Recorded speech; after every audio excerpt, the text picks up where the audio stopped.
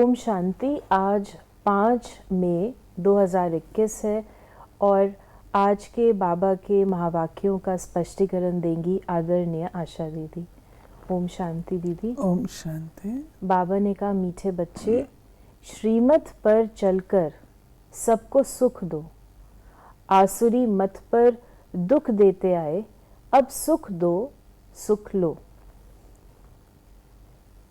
बाबा कहते हैं श्रीमत है सुख देना सुख लेना।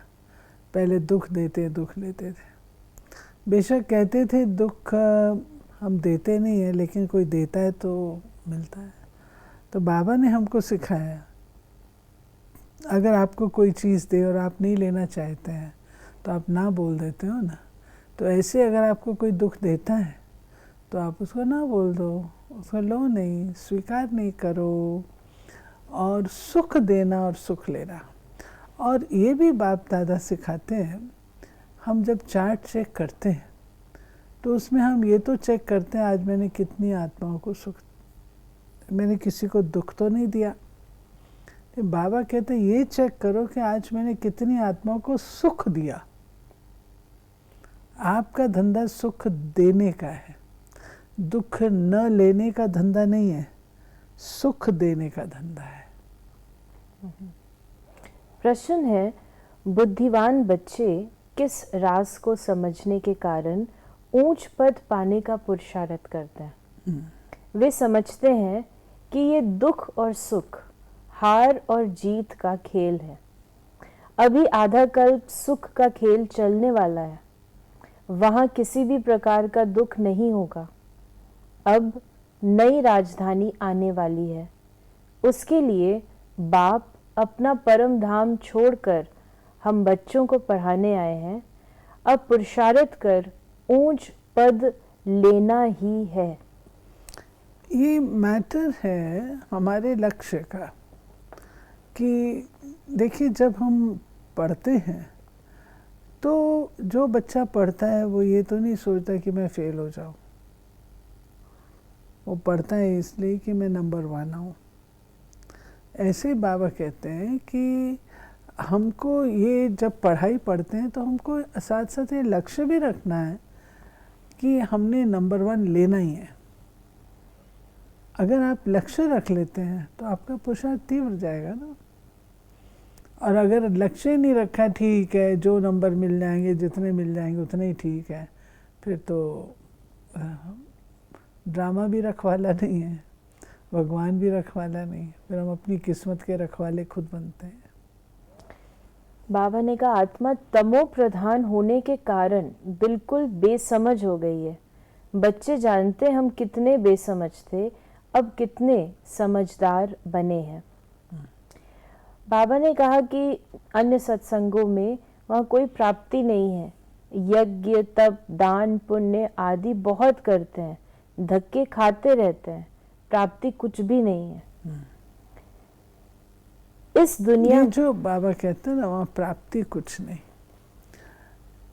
क्या है कि हमारी ये पढ़ाई और वहाँ है कीर्तन श्रुति कथा जो कानों को प्रिय लगती है। उस समय बहुत अच्छा लगता है, बहुत अच्छी कथा, पंडित जी ने बहुत अच्छी कथा सुनाई। फिर क्या हुआ? फिनिश्ड। लेकिन हमको तो बाबा कहते हैं तुम्हारी पढ़ाई है। पढ़ाई माना लक्ष्य होता है, पढ़ाई माना रोज़ होमवर्क होता है, पढ़ाई माना अध्ययन होता है। तो हमारी फिर प्रोग्रेस होती जाती है। और वहाँ पर कोई पूछने वाला नहीं है तो वहाँ का वहीं रह जाता है। तो बाबा ने कहा कि इस दुनिया में कोई सुख है नहीं। सबको सुख शांति देने वाला बाप एक ही बाप है। सबको दुख लगा ही रहता है। जो भी मनुष्य मात्र हैं, किसको भी ये पता ही नहीं कि बाप कौन है, बाप से क्या वर्षा मिलता है। बेहद के बाप को जानते नहीं है। फिर बाबा ने कहा कि बाप ने तुम्हारी बुद्धि का ताला खोला है और सब मनुष्य मात्र की बुद्धि को गोदरेज का ताला लगा हुआ है। बिल्कुल ही तमो प्रधान बुद्धि है। वंडरफुल बात है कि बाबा गोदरेज के ताले का नाम लेते, वो बड़ा प्रसिद्ध होता था। और जो हम लोगों की बिजनेस विंग की सेवाएं आरंभ हुई, उसमें पायनियर जो कंपनीज रही उसमें गोदरेज रहा। तो ये कोइंसिडेंस है। बाकी बाबा कहते हैं गोदरेज का ताला बड़ा पक्का होता था, तो बहुत पक्का लगा हुआ होता था, वो बाबा कहते हैं। बाबा ने कहा कि ये स्कूल है बेहद का, बेहद का बाप पढ़ाते हैं। तुम जानते हो वो हमारा मोस्ट बिलवड बाप है, जिसकी अपरम अपार महिमा है। बाबा ने कहा कि अब तुमको मूल वतन से लेकर सूक्ष्म वतन, स्थूल वतन, सबको तुम जान गए हो, तुमको सच्चा ज्ञान है। बाबा हमको त्रिलोक का सारा ज्ञान दे रहे हैं। फिर बाबा ने बताया कि जो भी सीताएं हैं सब रावण की जेल में फंस शोक वाटिका में आ गई हैं। बाप है ब्राइड ग्रूम, एक साजन की सब सजनियां भक्तियां हैं। और भक्तों का रक्षक भगवान को कहते हैं। तो तुम सब अभी ब्रह्मा मुख वंशावली ब्राह्मण हो। ब्राह्मण जानते हैं हमको शिव बाबा पढ़ा रहे हैं। बाबा के साथ हमारे अनेकानेक संबंध है ना, पिता का भी है, टीचर का भी है, और फिर बाबा ने कहा भक्त और भगवान का भी है, और फिर ब्राइड ग्रूम का भी है। तो बाबा कहते तुमको एक संबंध भूले तो दूसरे से याद करो, दूसरा भूले तीसरे से याद करो, एक ही काम करो, सिर्फ मुझे याद करो। सीताएं सब दुर्गति में है, परंतु ये कोई समझते नहीं कि हम दुर्गति में हैं। अपनी साहूकारी का नशा है, हमको इतने मकान है, इतना धन है, इतने महल है। किसको ये पता नहीं है कि दुनिया बदलनी है, मौत सामने खड़ा है, ये सब मिट्टी में मिल जाना है। ये जो कुछ पुरानी दुनिया में देखते हो विनाश हो जाएगा। विनाश के लिए पूरी तैयारियां हो रही हैं, जो हम देख भी रहे हैं। फिर बाबा ने कहा, ये बाबा हमको एक बात पक्की कराते हैं कि जो तुम इन आँखों से देखते हो वो स्थायी नहीं है, अविनाशी नहीं है। आत्मा अविनाशी है, लेकिन बाकी सब जो इन आँखों से दिख रहा है वो विनाशी है, रहेगा नहीं, ताकि बच्चों के अंदर वो जो वैराग्य वृत्ति वो बनी रहे।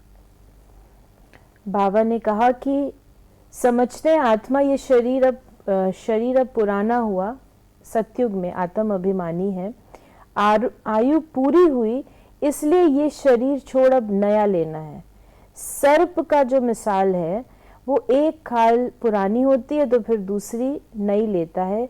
ये दृष्टांत सतयुग के लिए है। ये यहाँ के लिए नहीं है, सतयुग के लिए है। बाबा मिसाल देता है कि देखो जैसे सर्प होता है वो केंचुली छोड़ता है, ऐसे ही तुम वहाँ पर जैसे ड्रेस बदलते हैं ना, ऐसे होगा। तो बाबा ने कहा कि ये यहाँ के लिए नहीं है, यहाँ तो कितना दुख है, रोना पीटना आदि करते हैं। अब तो वो भी नहीं रहा, अब तो वो भी नहीं रहा। कोरोना में फादर की डेथ हुई है तो बेटे को अपनी चिंता है कि मेरे को भी कोविड, मैं साथ में था, चिंता है। अब अपने लिए चिंता है, वो अब रोते नहीं है जो चला गया, दुख है मतलब। तो बाबा ने कहा कि यहाँ कोई नई खाल नहीं मिलनी है, ये अंतिम पुरानी जुत्ती है। अभी तुम उनसे तंग हो गए हो, वहां तो खुशी से एक शरीर छोड़ दूसरा लेंगे। फिर बाबा ने कहा कि ये है ईश्वर का दर अथवा घर, तुम ईश्वर के घर में बैठे हो। परम पिता, मधुबन, ये मधुबन की बात। परम पिता अपना परम धाम छोड़कर यहाँ साधारण तन में आकर बैठा है। वहां तो बाप के पास आत्माएं रहती हैं, यहाँ संगम पर बाबा खुद आया है पतितों को पावन बनाने के लिए। फिर बाबा ने कहा कि कृष्ण के मंदिर में भी जाकर महिमा करेंगे, शिव की ये महिमा नहीं करेंगे, उनकी महिमा अलग है। अक्सर करके शिव के पास जाते हैं, कहते हैं भर दो झोली, फिर कह देते हैं वो भांग पीने वाले, धतूरा खाने वाले। अरे वहां भांग धतूरा कहाँ से आया, कुछ भी समझ नहीं है।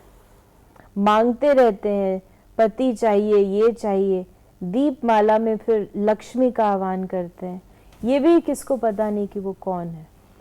ये बाबा कहते हैं कि ना तो उनको शिव बाबा का परिचय, ना उनको अपना परिचय, ना उनको देवियों का परिचय। हर एक त्योहार पर एक को मुकर्रर कर दिया है, उसका आवाहन करेंगे, परंतु वो कौन है, क्या है, कहाँ से आई, ये कुछ बातें नहीं पता। तो बाबा ने कहा ये भी पता नहीं कि राधे कृष्ण ही स्वयंवर के बाद लक्ष्मी और नारायण बने हैं, इसलिए प्रिंसेस राधे प्रिंस कृष्ण कहा जाता है। स्वयंवर के बाद महाराजा और महारानी बनते हैं। बल कोई को दीदार भी होता है परंतु कुछ भी समझते नहीं है।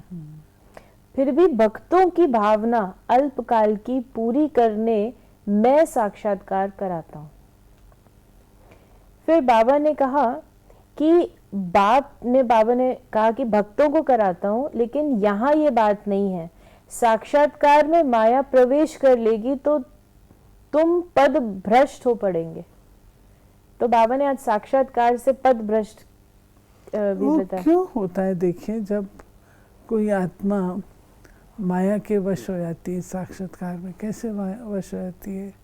वो देखती कुछ है, सुनाती कुछ है, कुछ उसमें अपना इंटरेस्ट डाल देती है, लोगों को तो गुमराह कर दें। जो चीज़ आपको भगवान ने गिफ्ट के रूप से दी है, वरदान के रूप से दी है, आपने उसका मिसयूज़ किया, तो मिसयूज़ करेंगे तो पद थोड़ी मिलेगा, पद भ्रष्ट होगा।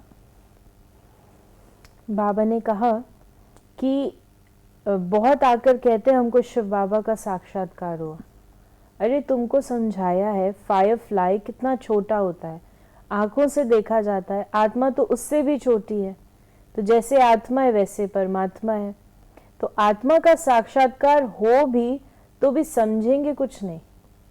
यानी बाबा ने साक्षात्कार से हमें अलग बाबा किया। हमेशा कहता है कि दिव्य बुद्धि दिव्य दृष्टि से ज़्यादा अच्छी। दिव्य दृष्टि में आपने कुछ देख भी लिया, लेकिन अगर आपको उसका परिचय नहीं है तो आपके लिए तो मीनिंगलेस है ना। लेकिन दिव्य बुद्धि से आप चीज़ को समझते भी हैं। समझने के पश्चात जब आप उसको देखते हैं तो उसकी वैल्यू अधिक हो जाती है।